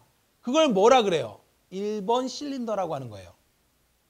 이해되셨나요? 그러니까 실린더는 실제 물리적으로 존재하는 어떠한 단위가 아니라 그냥 동일한 위치의 트랙의 모임을 실린더라 그래요. 자, 이 헤더가 움직였습니다. 이 안으로 들어왔어요. 자, 이 안쪽으로 와서 50번 트랙으로 이동을 해왔습니다. 그럼 밑에 있는 모든 헤더들도 다 50번 트랙에 위치해 있겠죠? 1번 디스크에 50번 트랙, 2번 디스크에 50번 트랙, 3번 디스크에 50번 트랙. 물론 윗면 아래면 다 있겠죠? 자, 이걸 다 묶어서 뭐라 그래요? 50번 실린더라고 하는 거예요. 자, 그럼 여기서 중요한 문제가 하나 나와요. 보세요. 자, 이게 실린더의 개념입니다. 지금 맨 위에 헤더가 여기에 있단 말이에요. 그럼 그 밑에 헤더들도 다 여기에 위치해 있잖아요. 그죠? 그러면 똑같이 다 1번 트랙에 위치해 있죠. 이것을 1번 실린더라고 한다. 자, 안으로 쭉 이동을 해서 10번 트랙에 있다 그러면 전부 다 10번 트랙에 헤더가 위치해 있죠. 자, 따라서 이것을 10번 실린더라고 하는 거예요. 그러면 문제 내보겠습니다. 4장의 지금 몇 장이에요? 5장입니까? 자, 4장의 원판으로 구성된 하드디스크가 있는데 한 장의 트랙의 개수가 200개입니다. 실린더의 개수가 몇 개냐? 자, 그러면 또 한 장에 200개고 그 다음에 4장이라 그랬으니까 200 곱하기 4를 하시는 분도 있을 텐데 아니죠. 디스크 원판의 개수가 4장이든 3장이든 10장이든 하나의 원판의 트랙의 개수가 200개라면 실린더의 개수도 200개예요. 무슨 소리인지 이해되십니까? 이 원판이 몇 장이 있느냐 상관없습니다. 3장이 있다 그러면 자, 윗면 아랫면 저장하겠지만 그냥 하나로 칠게요. 1번 디스크에 1번 트랙, 2번 디스크에 1번 트랙, 3번 디스크에 1번 트랙이 1번 실린더, 1번 디스크에 10번 트랙, 2번 디스크에 10번 트랙, 3번 디스크에 10번 트랙이 10번 실린더. 그러니까 1번 디스크에 200번, 2번 디스크에 200번, 3번 디스크에 200번이 200번 실린더 아닙니까? 그러니까 디스크 원판이 3장이 있든 100장이 있든 50장이 있든 한 장의 원판의 트랙이 200개면 실린더는 200이에요. 계산할 필요 없는 거예요. 여러분들 시험 문제 보면 나와 있을 겁니다. 다시요. 한 장의 디스크 원판의 트랙의 개수와 전체 실린더의 개수는 같습니다. 디스크 원판이 몇 장이냐 상관없이 여기에 200개의 트랙이 있으면 실린더는 200개가 존재하는 거예요. 그리고 실린더는 물리적인 구조가 아닙니다. 논리적 구조예요. 자, 이러한 1번 트랙, 1번 트랙, 1번 트랙, 1번 트랙의 묶음을 1번 실린더라고 한다. 따라서 실린더라고 하는 단위는 논리적 단위예요. 물리적으로 구획된 단위가 아니에요. 이해되었습니까? 오케이. 자, 이러한 내용들을 이제 여러분들하고 공부했고요. 자, 이제 이따 문제 풀다 보면은 접근 시간 관련된 문제가 나올 건데, 자, 접근 시간이라 그러면 우리가 액세스 타임이라 그래요. 액세스 타임이라고 하는 건 뭐냐면, 하드디스크에서 내가 원하는 정보를 접근해서 원하는 정보를 읽어드리기까지 걸리는 시간. 이것을 액세스 타임이라고 합니다. 그러면 먼저 디스크 원판이 회전을 하죠. 그러면 헤더가 이동을 해야 됩니다. 자, 보세요. 이 그림으로 보자면, 자, 디스크 원판이 막 회전을 해요. 내가 읽고자 하는 데이터가 지금 여기에 있어요. 50번 트랙에 있습니다. 그러면 이 헤더가 50번 트랙으로 이동을 해야 되겠죠. 이 헤더가 이동을 해서 50번 트랙까지 이동해 오는 시간을 시크 타임이라 그래요. 탐색 시간이라고 합니다. 자, 시크 타임이라고 하면 영어 단어가 시크라는 단어가 있고 서치라는 단어가 있어요. 시크라는 단어는 둘 다 보다인데 이렇게 둘러보는 거예요. 내가 서점에 들어가서 시집을 하나 사려고 합니다. 그러면 시집 코너가 어디 있나 이렇게 둘러볼 때 우리는 시크라는 단어를 써요. 전체적으로 둘러보는 거예요. 서치라고 하는 단어는 가서, 자, 시집 코너로 갔습니다. 내가 원하고자 하는 시집을 찾기 위해서 하나하나 뒤져서 찾아요. 이걸 서치라 그래요. 그래서 시크라고 하면은 전체적으로 훑어보는 거예요. 그래서 시크 타임이라고 하면 뭐냐면 헤더가 지정한 트랙까지 이동하는 데 걸리는 시간을 시크 타임이라 그래요. 자, 이 헤더가 50번 트랙까지 쭉 이동해 가야 되겠죠. 이것을 시크 타임이라고 하는 거예요. 오케이. 자, 이동해 갔다라고 해서 내가 원하는 정보를 읽는 게 아니죠. 지금 헤더가 50번 트랙까지 왔어요. 그러면 내가 읽고자 하는 정보는 여기 있습니다. 그러면 어떻게 돼야 된다? 회전을 해서, 자, 회전을 해서 여기에 있는 데이터가 넘어와야 되겠죠. 자, 여기에 있는 데이터가 회전을 해서 여기까지 와야 되겠죠. 헤더가 있는 곳까지. 자, 이걸 뭐라 그러냐면 서치 타임이라 그래요. 근데 이 서치 타임을 다른 말로 뭐라고 하냐면 로테이셔널 딜레이 타임 또는 로테이셔널 라텐시 타임이라고 합니다. 좀 용어가 어렵죠, 그죠? 그러니까 간단히 말해서 헤더가 쭉 이동해 가야 됩니다. 이걸 시크 타임이라고 그러고, 자, 여기까지 이동해 왔어요. 여기에 있던 섹터가 돌아서 쭉 여기까지 와야 헤더하고 만날 거 아닙니까? 자, 따라서 내가 원하는 정보가 회전을 해서 헤더에 있는 곳까지 이동하는 시간을 서치 타임. 다른 말로 로테이셔널 딜레이 타임. 얘가 여기서 기다리잖아요. 돌아오는 동안 잠깐 기다리죠. 딜레이가 걸리죠. 그래서 지연되죠. 그래서 로테이셔널 딜레이 타임 또는 로테이셔널 라텐시 타임이라 그래요. 또는 줄여서 그냥 라텐시 타임이라고도 합니다. 그 다음에 자, 그러면 어떻게 됩니까? 돌아와서 데이터를 지나가는 순간 읽어드리죠. 읽어드린 정보를 주기억 장치로 전송하죠. 자, 이 전송하는 시간을 전송 시간 또는 뭐 트랜스미션 타임, 또 다른 말로 트랜스퍼 타임이라고도 합니다. 그러니까 접근 시간이라고 이야기하면 헤더가 이동을 해서 해당 트랙까지 이동을 하는 시크 타임. 끝이 아니죠, 그죠? 이동을 해서 왔어요. 그러면 원하는 섹터가 회전을 해서 이 헤더 있는 곳까지 오는 데 걸리는 시간, 서치 타임. 그리고 데이터를 읽어서 주기억 장치로 전송하는 전송 시간, 트랜스퍼 타임. 이해되었습니까? 근데 리딩 타임이라는 건 없어요. 리딩 타임이라는 용어 쓰지 않습니다. 왜냐하면 헤더가 여기 있으면 여기 있는 섹터가 그냥 쭉 지나가면 바로 읽는 거기 때문에 따로 읽어드리는 시간은 필요 없어요. 지나감과 동시에 읽어서 전송을 하기 때문에 헤더가 여기 있는데 계속 지나갑니다. 이걸 읽기 위해서 멈추고 또 조금 와서 또 멈추고 이게 아니란 말이에요. 그냥 지나가면서 읽어드리기 때문에 따로 리딩 타임이라고 하는 건 없어요. 시험 문제 맨날 정답이 다음 중 액세스 타임에 포함되지 않는 걸 골라라. 접근 시간에 포함되지 않는 걸 골라라. 정답은 리딩 타임입니다. 읽기 시간. 무슨 소리인지 아시겠죠? 오케이, 끝났습니다.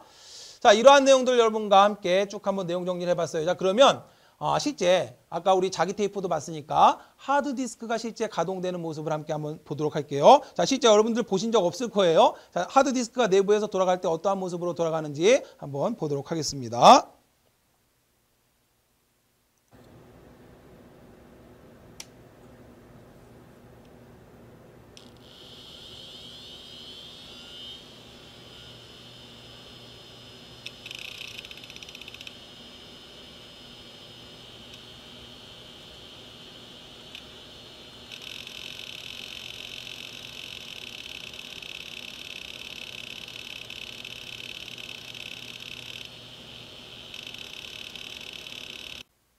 자, 하드디스크가 작동하는 모습을 보셨습니다. 어떻습니까?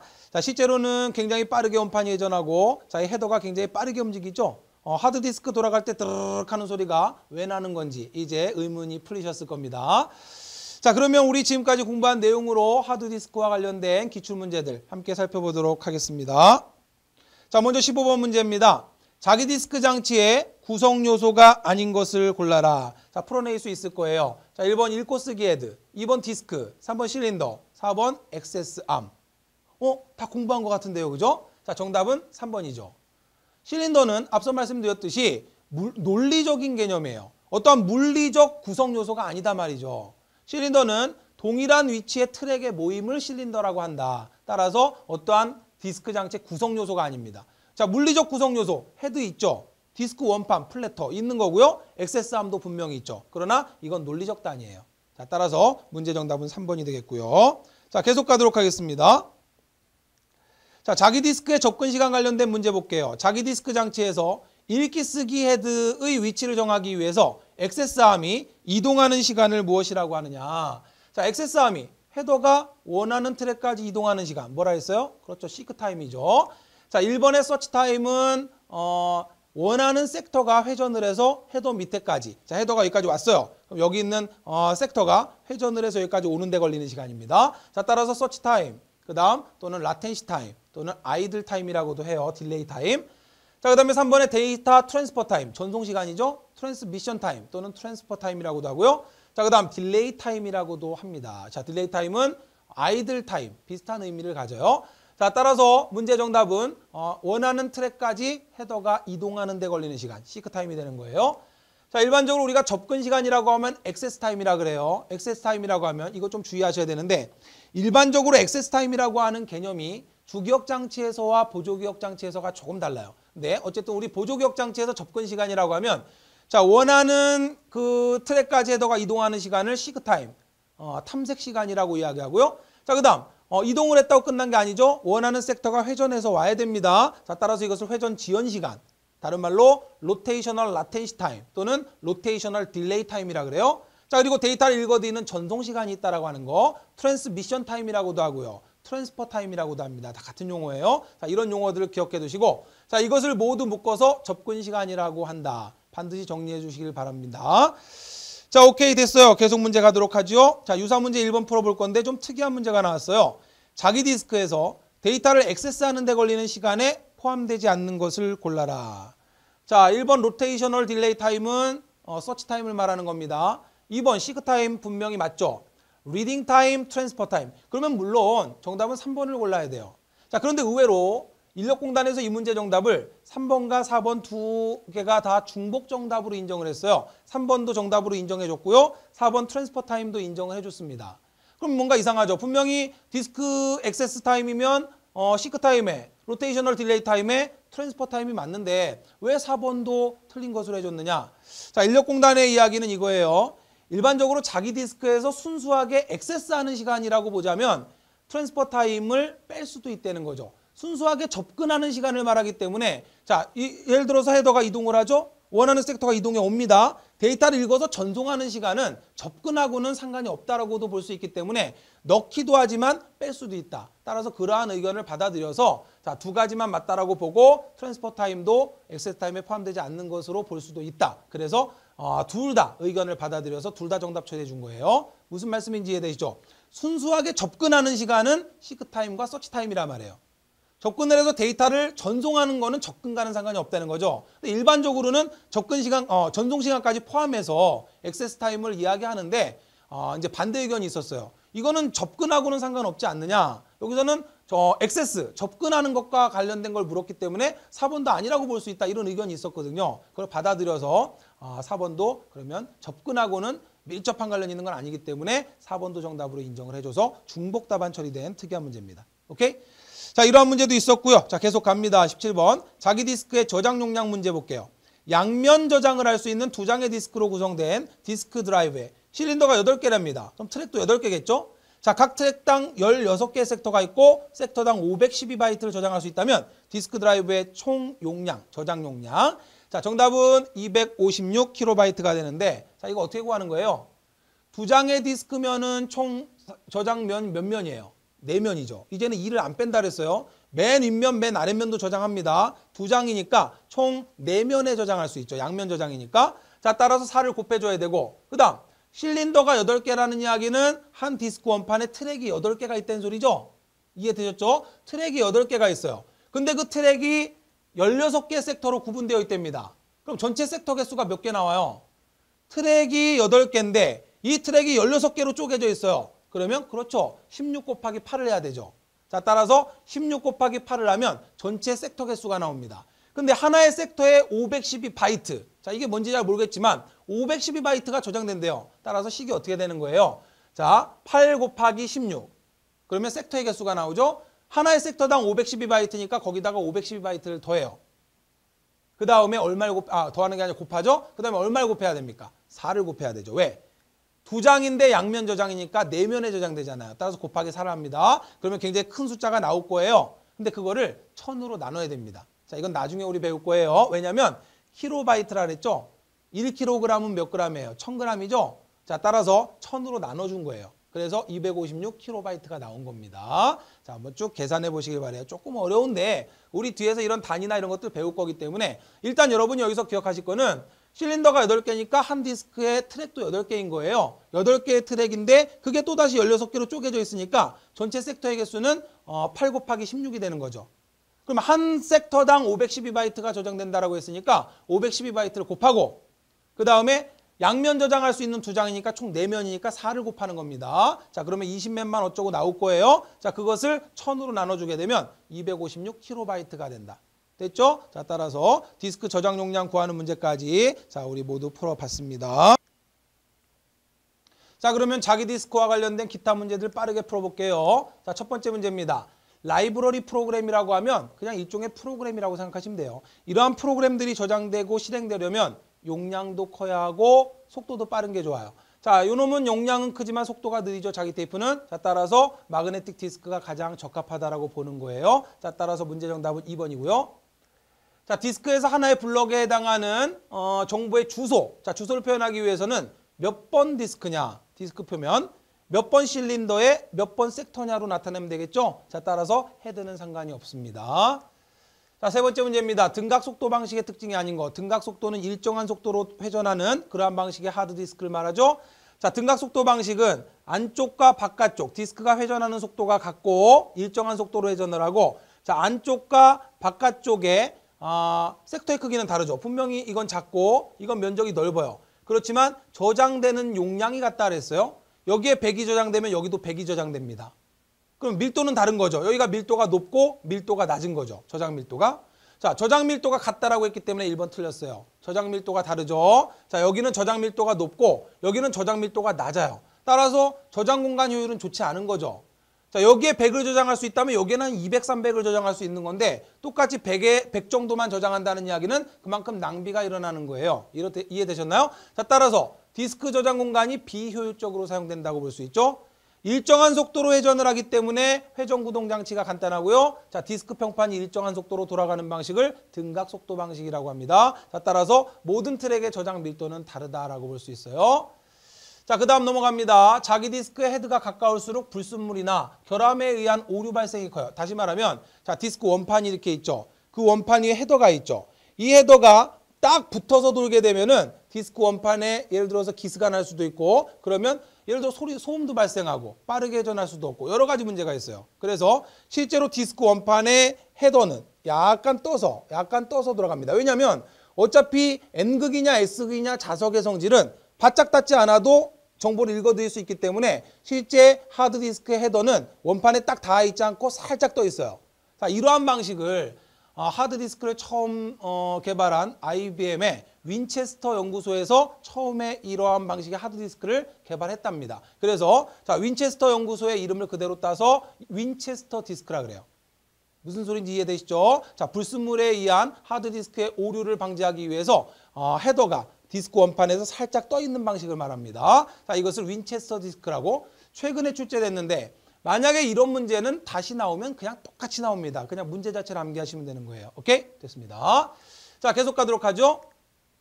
하드디스크 드라이브와 비슷한데 하드디스크와 달리 반도체를 이용했다고 했어요. 자, 차세대 하드디스크로 요즘 많이 사용하고 계시죠. 그죠? 자, 속도도 빠르고. 자, 정답은 2번 SSD가 되겠네요. 자, 솔리드 스테이트 디스크.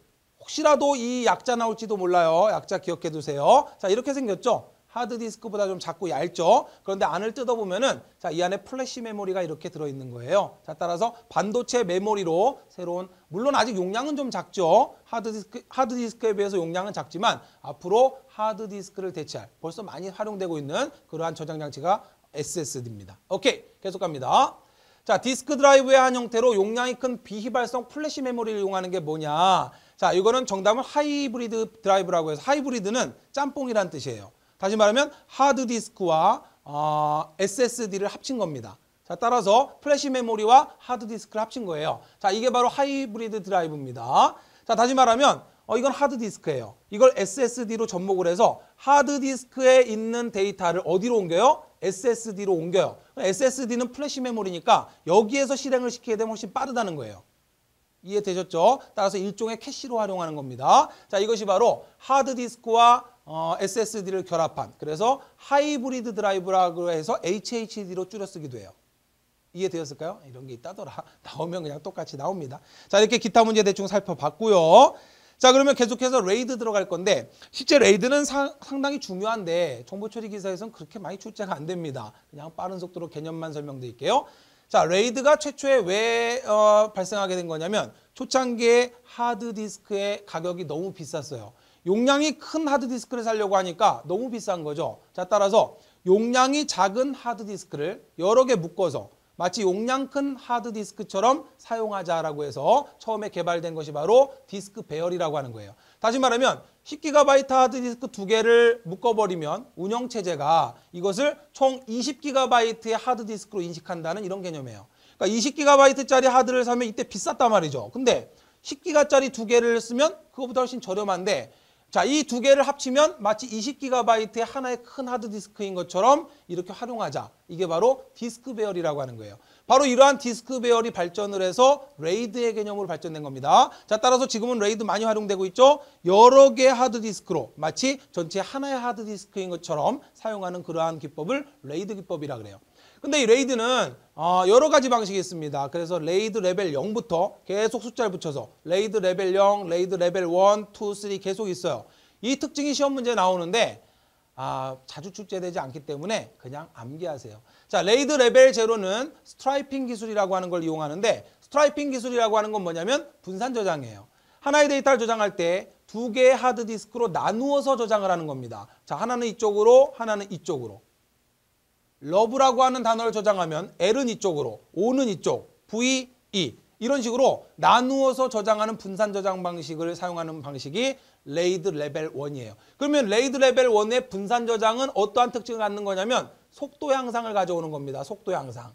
분산 저장시켜서 2개 하드디스크로 분산시켜버리기 때문에 속도가 향상된다는 장점이 있어요. 그리고 실제 용량을 다 쓸 수 있죠. 이쪽이 10기가, 이쪽이 10GB의 용량을 갖는다면 10기가 합쳐서 전체 20GB의 하드디스크인 것처럼 사용할 수 있는 거예요. 오케이? 됐죠? 자, 레이드 레벨 1은 미러링 기술을 이용한다 그래요. 미러링이라고 하면 거울이잖아요. 똑같은 걸 복사한다는 이야기입니다. 자동 백업이라고 해서 이건 무슨 이야기냐면 똑같은 놈을 이쪽으로도 저장하고 똑같은 놈을 이쪽으로 중복 저장시키는 거예요. 이거는 뭐냐면 안정성을 높이기 위한 겁니다. 특히 서버나 이런 데서 중요한 데이터가 삭제되면 안 되기 때문에, 자, 이 데이터를 A라고 하는 놈을 이쪽으로도 저장하고 이쪽으로 똑같이 2개를 저장하는 거예요. 혹시라도 하나가 잘못되면 이쪽 복사본으로 원본을 살릴 수 있도록. 자, 그러면 자동 백업을 한다는 레이드 레벨 1 같은 경우에는 안정성을 높이기 위한 겁니다. 아시겠죠? 근데 주의해야 될 건 뭐냐면 하드디스크 10GB, 이쪽으로 10GB. 그러나 전체 용량이 20GB가 되는 게 아니라 결국은 10GB가 되는 거죠.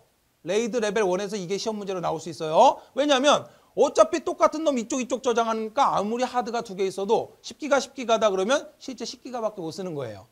무슨 소리인지 이해되시죠? 그죠? 스트라이핑 기술 같은 경우는 나누어 저장하니까 10기가 하니까 220기가가 되는 건데, 이 경우는 10GB라면 그냥 10GB로 쓰는 겁니다. 이해되었죠? 자, 따라서 미러링 기술을 활용한다는 거. 자, 이거 이외에 이제 레이드 레벨 1, 2, 3에서 쭉 나올 건데, 시험 문제는 별로 나오는 게 없으니까 여러분들 암기를 하시는데 이런 내용 암기하세요. 현재는 레이드 레벨 0과 레이드 레벨 1을 혼합한 이런 형태를 많이 써요. 다시 말하면 하드디스크 4개를 사용해가지고 이렇게 쓰는 거죠. 분산 저장시키면서 똑같이 저장시키고, 분산 저장시키면서 똑같이 저장을 시키는 거예요. 그러니까 레이드 레벨 0과 레이드 레벨 1을 혼합하는 겁니다. 이해되었죠? 레이드 레벨 0는 분산 저장이죠. 자, 이놈을 쪼개서 이만큼은 이쪽으로 저장하고 이만큼은 이쪽으로 저장합니다. 그런데 중복 저장한단 말이에요. 똑같은 요놈을 여기도 저장하고 여기도 저장하고 반쪽을. 또 반쪽을 이쪽으로도 저장하고 이쪽으로도 저장하고. 그럼 분산 저장시키면서 분산된 걸 또 중복 저장을 시켜버리니까 안정성도 높아지고 속도도 빨라지고 두 마리 토끼 잡는 거죠. 자, 이게 바로 레이드 레벨 0과 1을 합친 방식이에요. 0 플러스 1이에요. 이해되셨나요? 자, 이게 실제로 많이 사용되는 거죠. 그러니까 내가 레이드를 구성해서 쓴다라고 할 때 속도를 높이고 싶다 그러면 레이드 레벨 0를 구성하면 되는 거고요. 자, 내가 안정성 높게 속도는 늦어도 좋으니까 안정성이 중요하다라고 하면 레이드 레벨 1의 미러링 기술을 이용하면 되는 겁니다. 두 가지 다 노리고 싶다라고 하면 레이드 레벨 0과 1을 혼합한 형태로 쓰면 되는 거예요. 이해되었죠?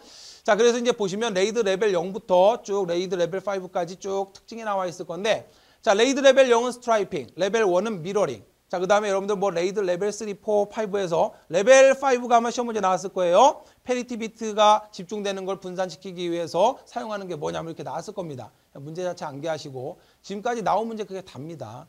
자, 따라서 사실은 뭐 여러분들 뭐 공무원 시험이다 이러면 이걸 제가 자세하게 다 설명드리겠지만 자주 나오는 게 아니기 때문에 그냥 키워드만 암기해 두세요. 분산 저장 스트라이핑 레이드 레벨 0.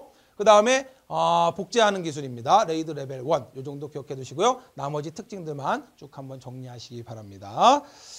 자, 오케이. 이렇게 해서 레이드 문제 보면요. 디스크 배열. 자, 디스크 배열을 구성함으로써 얻을 수 있는 이점이 아닌 거. 여러 블록을 동시에 접근할 수 있고 저장 용량 증가되고 전속률이 높아지고 신뢰도가 높아지고. 자, 4번인데 이거 주의하셔야 될 게 뭐냐면 레이드는 분명히 신뢰도 높아지는 거 아닙니까? 중복 저장하니까. 근데 여기서 디스크 배열이죠. 디스크 배열은 레이드가 개발되기 이전에, 그러니까 초창기의 레이드 형태예요. 따라서 디스크 배열 형태일 때는 뭐 어떤 중복 저장이나 이런 게 아니었단 말이죠. 디스크 배열의 순수한 목적은 아까도 말씀드렸지만 용량 작은 하드디스크 여러 개를 묶어서 용량 큰 것처럼 사용하자는 거였어요. 10기가 10기가 묶어서 20기가처럼 쓰자. 따라서 그런 개념이었기 때문에 중복 저장하는 미러링 기술이나 이런 게 아니었단 말이죠. 따라서 신뢰도가 높아지는 거는 이건 레이드와 관련 있는 거고 디스크 배열은 아니에요. 디스크 배열이 발전해서 레이드가 된 겁니다. 그러니까 초창기의 디스크 배열은 순수하게 용량을 늘리기 위해서 디스크 배열, 여러 개 디스크를 배열해서 용량 큰 하드디스크 통째로 하나로 쓰는 것처럼 사용하자는 게 디스크 배열이에요. 따라서 용량 증가가 되고 여러 블럭에 동시에 액세스할 수 있다는 하는 특징이 있죠. 그런데 신뢰도가 높아지는 건 아니에요. 자, 따라서 정답은 4번이고 이 문제 좀 주의하셨어야 됩니다. 자, 나머지 문제들 풀어보시고, 자, 기억장치 기타 문제가 있을 건데 이건 여러분들이 쭉 풀어보세요. 자, 기타 문제들 보면은 뭐 사실 자주 출제되는 문제들 아니기 때문에 여러분들 그냥 빠른 속도로 살펴만 보시면 됩니다. 자, 첫 번째 문제 보시면은 뭐 6,000개의 셀로 된 30개의 트랙으로 구분되어 있다면 몇 비트의 정보를 저장할 수 있느냐, 뭐 이런 문제 나왔죠. 쭉 곱해서 계산해 보시면 되고, 4K 기억 용량이다 그러면 한 1K는 1000이에요. 근데 정확히 컴퓨터에는 1024입니다. 이건 우리 뒤에서 배울 거예요. 따라서 4 곱하기 1024를 하면 1번 정답 나오고요. 자, 정기적으로 데이터를 지우고 다시 쓸 수 있는 건 사실 EEPROM인데 EEPROM, 이러한 EEPROM이 발전해서 블럭 단위로 저장한다라고 하면 이건 뭐예요? 플래시 메모리예요. 우리 디카에서 많이 사용하고 있는 플래시 메모리입니다. 그래서 밑줄 치세요. 블럭 단위로 구역으로 여러 구역으로 구성된 블럭 안에서 썼다 지웠다를 한다라고 하면 이거는 플래시 메모리입니다. 자, 액세스 시간이 가장 짧다 그러면 뭐 바이폴라, 양극성인데 모르셔도 됩니다. 자, 마지막 주기억 장치 영역은 시스템 소프트웨어가 저장되는 운영체제 영역하고 사용자 프로그램이 저장되는 사용자 프로그램 영역으로 나뉘어집니다. 그러니까 시스템 영역이라고 하면 윈도우즈가 저장되는 영역이라고 생각하시면 돼요. 그 위에 여러 가지 응용 프로그램들이 저장되는 영역, 그것을 사용자 프로그램 영역이라고 하는 겁니다. 자, 이렇게 해서 여러분들과 함께 기억장치 기타 문제까지 모두 풀어봤어요. 자, 장시간 동안 여러분 고생하셨고요. 유수도 아주 목이 쉬고 힘드네요. 자, 다음 3강에서 더 활기찬 모습으로 인사드리겠습니다. 자, 여러분 수고 많이 하셨습니다.